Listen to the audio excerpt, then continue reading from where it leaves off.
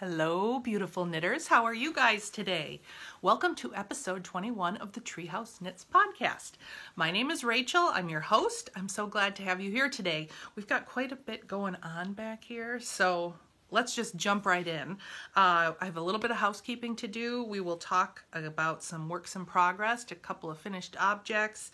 I'll share with you a little bit of what I've been working on sewing wise. We will also talk about what's in my queue because we do have some fun things coming down the pike, as well as a knit along, our first Treehouse Knits knit along that I hope you'll consider joining me in doing, and I'll share a little bit about that later in the show.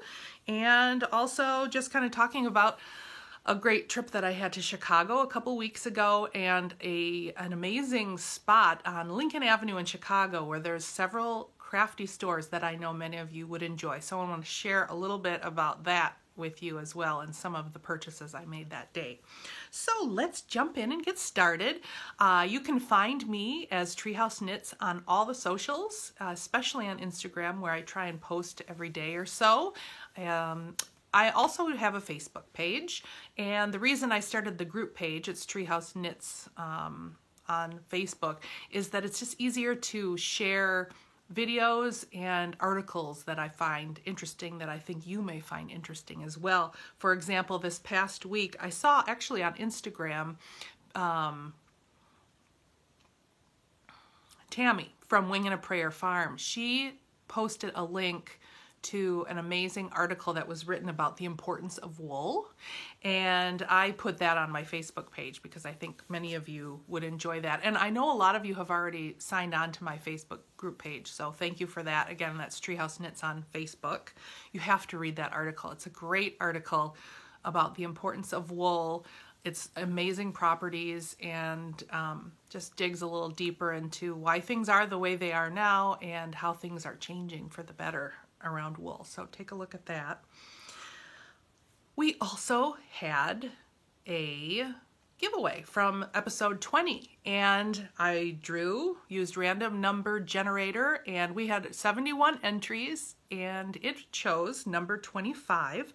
That's Sarah Walker. So Sarah, if you're watching this podcast, if you could reach back to me either via Instagram, a personal message, or treehouseknits@gmail.com and let me know that you saw this and give me your mailing address. I will send that prize out to you. Again, the prize was this skein of sock yarn, this Mylan Wet Lana Grossa sock yarn, and I'll also throw some other goodies in there. So get in touch with me, Sarah Walker, and congratulations.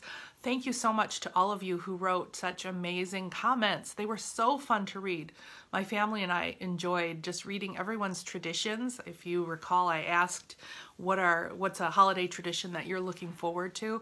There are some great entries about different traditions from all around the world. I think the most common tradition is just spending quality time with friends and family, and that's what Sarah Walker's comment was, that she's looking forward to spending time with her family over the holidays. So thank you for that. The one other thing we're going to do, if you make it through the end of the podcast, I have a special little gift that I want to give to you as well. So let's move into some works in progress and some finished objects. I haven't blocked these yet, but I did finish a pair of Christmas socks that I started a few weeks ago, and I tried a different toe and heel on these. These are not blocked, but what I tried was this rounded square toe, and I'm not sure I like how it looks on the blocker, but you'll see that, maybe I can show you on the one that is not on the sock blocker. It makes a really cool toe. Can you see how the decreases? Well, in this case, this is the toe. So I did a Judy's Magic cast on, and then I increased. You just put stitch markers in those spots, and you know to increase on either side of those markers until you get to your desired circumference. So I thought, well, I'll try this as a heel as well. So here's what it looks like unblocked as the heel and the toe. And I will let you know how they wear this Christmas. This yarn is Cascade Heritage Sock in their wave pattern. And I have mismatched socks, but that's okay for Christmas. I think they'll be fun. I don't know how to show you. I'm having, obviously, an issue with showing these socks because they're so big. Hey, why don't I back up? That would work. For these socks, I started out with a size, I wanted a squishy sock, not necessarily a sock that I would wear in a pair of shoes, maybe in some boots, but I just wanted kind of a warm, squishy sock. So I started with a size 1 instead of a 0, and I just knit my way up, and I cut in the heel later, so I did an afterthought heel. But when I got to right here, I decided that since I was going to use up all the yarn because I wanted the wave pattern to show up and I wanted some taller socks, I decided to increase the size, not by changing the stitch count, but by changing the needle size. So I changed to a size 2 needle, and then from the ankle up, I just did a knit 3, purl 1 rib all the way around, and then I did Jenny's surprisingly stretchy cast off, which looks a little ruffly right now, but you know, when you block it and then when you wear it, the ruffle goes away. I know a lot of people comment that they don't like how that looks, but it doesn't look like that after you block it and after you wear it. So to me, that little bit of ruffle just shows that it's gonna stretch nicely and fit where it needs to. So those are my Christmas socks. I think I've covered everything I wanted to cover with you there. So I've started another pair, and this is a sock yarn that I got last year from Mustache Yarns. It's their Perfect Sock self-striping, and the colorway is the, oh, what is it? It's something with Tangled Lights, 6 uneven stripes. And it's a 75-25 merino nylon, 440 yards. This was a must match, 2 perfectly matched half skeins that are twisted together. So when it came in the hank, you just have to separate the 2 sections of the hank. There's 2 different hanks in there that had been twisted around. I wound it on my Swift, and they were definitely even, because you can see I started out doing my toe up 2 at a time, and they are even Steven. So I love that. You know, going back to the first sock that I talked about, the Christmas sock, I started knitting that sock with my signatures. This is the only pair of signatures I own. I think. No, I do have a pair of DPN signatures, but this is my only circular. I love the color. The green was fun to knit with. But when I changed to my Chiago, size 2, this was the size 1. When I changed to my Chiago, size 2, probably a third of the price of these, it was like, these feel so much better. I can't believe I'm saying this, but either I got a pair of signatures that have a wonky join, or this is just how, I hope other people who have signatures have better joins than I do. Because I did have one join that just kept catching the yarn every time I moved. And I guess I didn't realize how much I was tugging until I put my Chiagos in. And I gotta say, I think the Chiagos are officially, they rank right up there with the Addi sock rockets. And with the Addi sock rockets, I've noticed too, if you happen to get a sock rocket that has a wonky join on one of the needles, it ruins your whole experience. I've never had a wonky join on the Chiago needles. The other thing I like about the Chiago, and this is them here, some people don't care for the cord with the Chiagos, but I love it because it feels like it's just it just goes so smoothly because it's a thicker cord. It goes so smoothly from the actual needle itself that the join is amazing. The thicker cord also makes it so there's not a lot of memory. My Addies that I have on a different project we'll talk about just get so twisted, and you know, I love the Addi metal, and I love how smooth that, I don't know if it's a plated nickel. I'm a total Addi fan when I get a needle that the join is great. So I don't know, the Chiagos have never led me astray. I've had Knitter's Pride needles where the tip came off. If I put a a needle stopper on my tips, and when I went to pull it off, the whole metal tip came off. It was the Royale, where it's the wooden needle with the metal tip. So I've always had frustration. Every needle has given me frustrations except for Chiago, and I use Chiago a lot. So thumbs up on the Chiago, I'm impressed. One needle that I really, really want to try, you've all probably seen it out there a little bit, are those Flexi Flips. I think in Europe they're called Addi Crazy something or other, but they're DPNs that have a little bit of the cording in between, so they're a little bit more flexible and they're a little bit longer than a regular DPN, but it looks like you can really fly with them.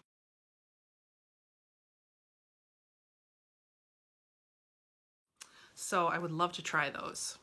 Love, love, love. Okay, so anyways, back to these. I did a Judy's Magic cast on. I did the increases at the side here, just kind of the regular, make one right, make one left. And I'm doing 68 stitches, I think. 68 or 72. And I will just knit these until I get to about, probably 10 grams left. And then I will cut in the heels. So really fun. These do look like lights, and now I'm going into the red and green and yellow. And what's cool too is this sock yarn shows you what it's going to turn into, which is really nice when you buy it to see what it's going to do, but I kind of like to not look because that's part of the fun for me, is to see how it plays out. But this yarn is beautiful. Love it, love it, love it. Okay, so I think that's all I wanted to share with you about that. Guys, I'm just going to turn the camera right now just to see what's going on outside. It is a definitely beautiful snowy day. Let's see if you can see my crazy craft room here. Is that showing up for you, the snow coming down? This is such a great day to be inside chatting with you on this really snowy day. Okay, come back to me here. All right, so those are my two socks. Sorry. Let me clear this out of the way a little bit. So the other project that I have been working on are my mittens. I think I showed you my first mitten. These are, what are they called? They are called Winterland. And the designer is Wenche Rold. I know I'm slaughtering her name, but I love white churches. I love winter scenes and white churches. I feel like I'd love a collection of ornaments with white churches. But I thought when I saw these that they were just so pretty, I wanted to try them out. This is my first time doing a Salbu-esque inspired mitten. This is my first one. I initially started out with, they give two options. She gives two options for the cuff. One is a kind of a corrugated rib, and I did that at first, but I couldn't get it over my wrist. It really tightened it up. Since I've read online that some people have gone up a size or two needle so that it would fit, so I may do that next time just to try out that corrugated rib. But I did these using my Addies in Magic Loop, and there are some mistakes in my first mitten. I put 2018 as the date instead of the 2010. I probably should have said 2017, but I thought it would be easier to just put a little line in the 0 of the 2010 that the pattern shows instead of making a 7. I was being lazy. But, you know, winter, really, it is winter 2018, and on the back is stars. One thing I love about this pattern is you don't really get second mitten syndrome, I guess, because there were different mittens on the front. So that's been fun. So since these are my first, I'm just kind of playing around with tension. And I was listening to Ellie from Skein Deer Knits. You all know her. She's prolific at this kind of knitting. And she was talking about how she just focuses on getting even tension with the two colors. Whereas a lot of patterns will say to carry in your, if you're going to carry the yarn, carry one yarn in your right and one in your left, you want to put the main color in your left. And that's what I had read first, so that's what I was doing on my first mitten, but I was finding that my tension was off with my left hand. It was becoming a little looser, so I had two different tensions going. Now I did see a video by Kristen from Volenvine. She mentioned that she was trying to hold both colors in her left hand, and I would like to try that at one point. But for this mitten, I really focused on getting even tension using right and left hand. I started out this particular mitten trying a 9-inch circular because I thought it would be easier and faster because the cord was kind of bugging me to have to keep sliding it. So you can see my tension, this is with the circular, the 9-inch circular. When I got to holding on the stitch markers, the thumb stitches, I just didn't care for how it was feeling with the smaller needles, the smaller cord, the 9-inch. I have bigger hands and it wasn't comfortable. So I went back to the Magic Loop, and that definitely is my choice of knitting, I think, at this point for these kinds of mittens. And I really focused on my tension, and this mitten, the tension is a lot better. This has not been blocked. When it gets blocked, it will definitely help you see the pattern a little bit better.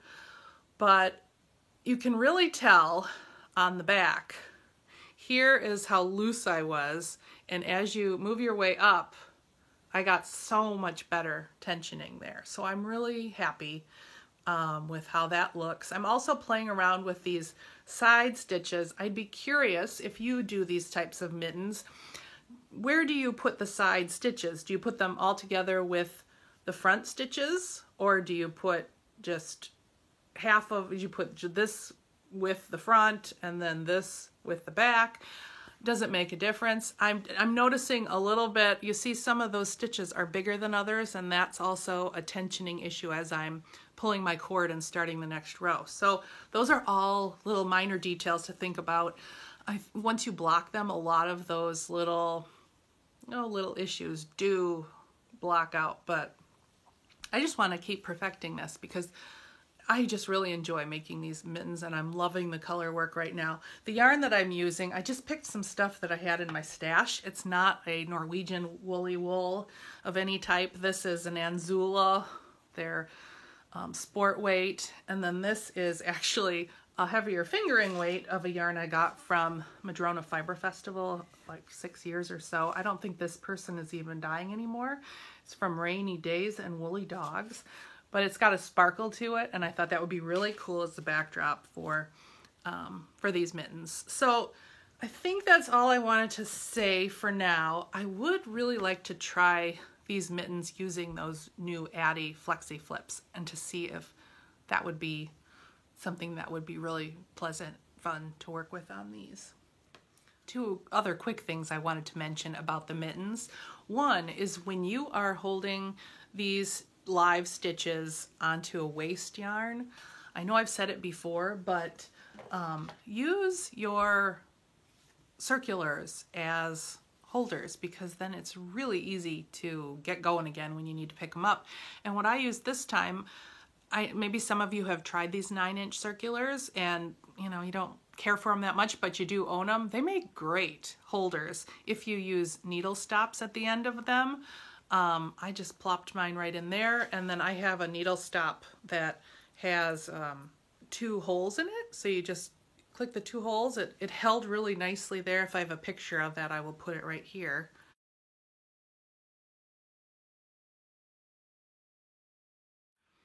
So that's just a tip to get some use out of these little 9-inch circulars. Another tip is I just use the top end of my sock blocker, and it works so well for this style of mitten. You can buy the more expensive mitten blockers. I do have a set myself, but they didn't work very well for this particular size of mittens. So this is a Fiber Trends in large sock blocker. This is what I use to block my socks, but it fits perfectly on these mittens. It even gives the nice little point at the end. So just a little tip. Let's talk a little bit about some purchases that I've made and what's in my queue, because those kind of go hand in hand. first off, the first thing that came in the mail that I am so super excited about, if you follow me on Instagram, I did do an Insta story when I received it. It started out with just getting this bag. It was all in this bag from Barrett Wool. It is the Sven Scandinavian pattern as well as Solveig. And I'll insert a picture or two right here for what the kit looks like.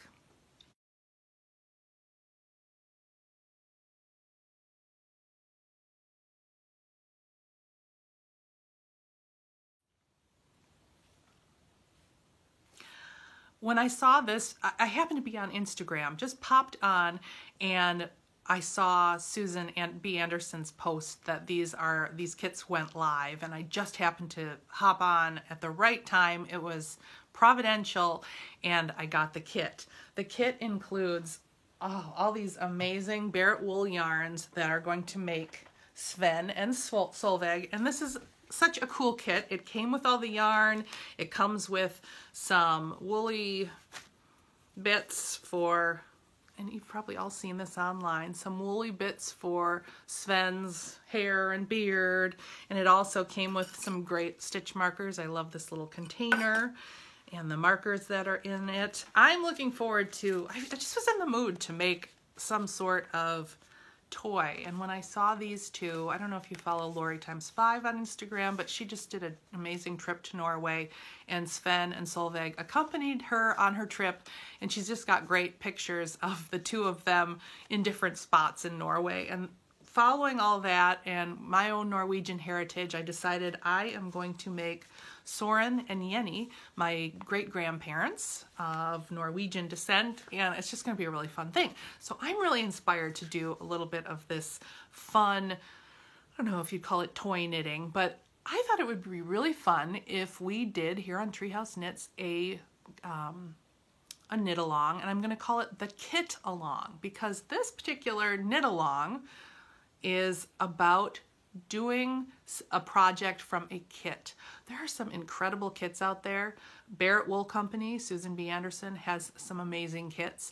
I see kits all the time for fades, for different sweaters. I thought it would just be fun for us. If you're like me, I sometimes get a kit at a festival or online, and then it sits. So I want us to use our kits and have fun this winter. The kit along is going to run from January 1st. You can have works in progress, no problem, but finish it between January 1st and March 31st. So that'll give us a good solid 3 months of winter knitting to do as many kits as we can. I'm just going to focus on my Soren and Jenny, and we will have some great prizes. If there's anyone out there who would like to donate something for the kit along, I am graciously accepting any donations, but I do have a few ideas, and I will share those with you when we go live with the kit along on January 1st. But I just wanted you to start thinking about it over the holidays. If you get a kit for Christmas, or if you want to do some stash diving for a kit, go ahead and do that. Our hashtag will be KitAlong2018, and we will have a group in the Ravelry podcast group as well, Treehouse Knits podcast Ravelry group, where we will have a work in progress section, and we will have a finished object section, and I will draw from both of those. So that's where we are with that. Look for more details coming in January for that. So that was my first purchase that I'm really excited about. Then, as I mentioned before, a couple weeks ago, I went with a friend to Chicago, and it was just the two of us. We had no kids, no husbands for a couple days. So we decided to go check out Knit One. It's the yarn store in Chicago on Lincoln Avenue, and it happens to be just a block and a half away from where I used to live in Chicago. So it was really cool to go back to the old neighborhood, and I had pangs of jealousy that I lived in that neighborhood at the wrong time, because not only was Knit One a fabulous, fabulous yarn store, but right next door to Knit One, it's like this treasure trove of crafty stores. There is a button and embellishment store next door. There is a calligraphy store and bookbinding store. There is an incredible store where it's, I think, maybe 10 different makers who make beautiful clothing and jewelry and leather goods and other fiber arts. and sell their products in this store. And there's an amazing fabric store. So all of these stores are on this stretch in Lincoln Avenue. I will put the names of the stores all in my show notes, which will be at thnits.com. But if you are like me and looking for something to do in Chicago, I could have spent the day on that strip. So the first place, like I said, we went to Knit One. You know, I don't need a lot of yarn, but when I saw this is my first Field Fringe Supply Company field bag. When I saw, I've not purchased one of these. They haven't really drawn my interest, but when I saw camouflage, for some reason, it just drew me in because I don't know how many knitters out there have camouflage knitting bags. It just seemed really cool, and it's really well made. It's kind of an oilcloth canvas, and I'm looking forward to it softening up a little bit in the cinch here, but really cool. Excited about that purchase from Knit One. Then Knit One told us, I was looking at buttons for my sweater, and she said, oh, there's a button store right next door. So we went to this button store called Sutash Embellishments. Not only were there buttons, but there were ribbons galore, and there's just so much in that little store. It was so fun to see. They had a lot of vintagey kind of buttons, so I ended up getting these vintage dark purplish buttons to go on my rusty cardigan, which is a work in progress I will show next time. But yeah, I got those buttons. Went to the calligraphy store, saw beautiful pens. They have planners. You know, last time I talked a little bit about my planner. Didn't purchase anything there, but was really tempted by some of the writing utensils. And then we went to the fabric store. And again, I'll have all the names of these stores in the show notes. We spent a good hour in the fabric store just looking at all the beautiful fabrics that the owner there really selects stuff that she would love to sew with. So it's a beautifully curated fabric store. And when I saw this particular fabric, I thought, oh, okay, I gotta get this and make this into some project bags. So these project bags are in the works. These Treehouse Knits project bags. I'm going to be making sock sizes and some medium-sized bags. Thank you so much for all of you who purchased one of my bags a couple weeks ago. That was a thrill. Like I said, I was just in the mood to do some sewing, and just decided to sew up some project bags and put them online, and you guys purchased them all within like 4 or 5 days. They were gone. So thank you so much.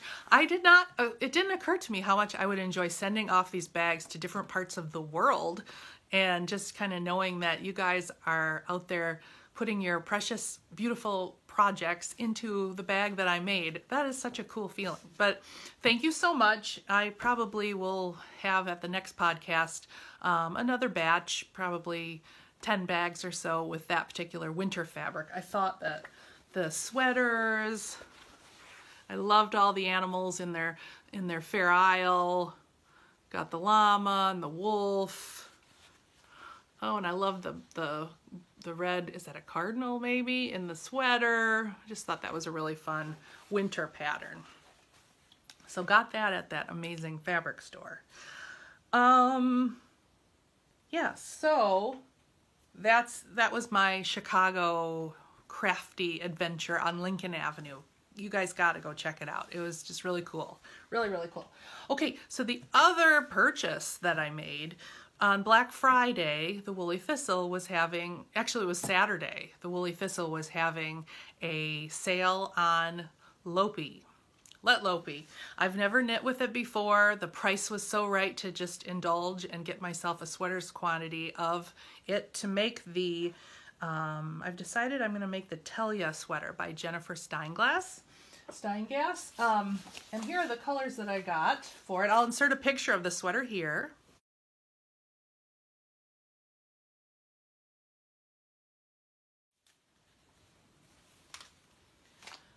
Okay, so for the main color of the sweater, I went with this dark blue. I don't know if you can see, it's kind of a little bit richer navy blue. And then for the complementary colors, I got this really pretty gray, and then I'm going with these colors. Let's see if I can hold it all up at the same time for the accents, for the the smaller amounts. So look for that. I don't know when I'll start that. Maybe I'll start that when I'm working on Soren and Jenny, or I should say Sven and Solveig. But yeah, so I'm really excited about that. And I mean, get a sweater's quantity under $50. It's incredible, So I'm looking forward to knitting that. And then, so I think that's it for the things that I've acquired. But then I got a little package in the mail from my mother-in-law, who is a spinner. Right now she's unable to spin because of some foot surgery she had.